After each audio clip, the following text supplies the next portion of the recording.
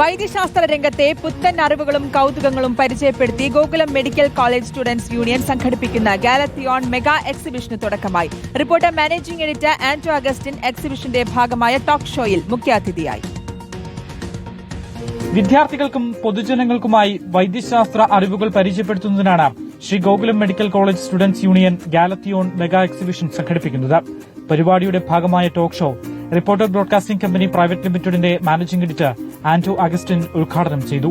ഇതുപോലെ വെഞ്ഞാറമൂടിന്റെ ഒരു മലയോര മേഖലയുടെ ഉൾപ്രദേശത്ത് ഇതുപോലെ ബ്രഹ്മാണ്ഡ ഒരു മെഡിക്കൽ കോളേജ് പണിയാൻ ഗോപാലേട്ട കാണിച്ച ഒരു ദീർഘവീക്ഷണമുണ്ടല്ലോ, അതാണ് ശരിക്കും എടുത്തു പറയേണ്ടതായിട്ട് എനിക്ക് തോന്നിയ ഒരു കാര്യം.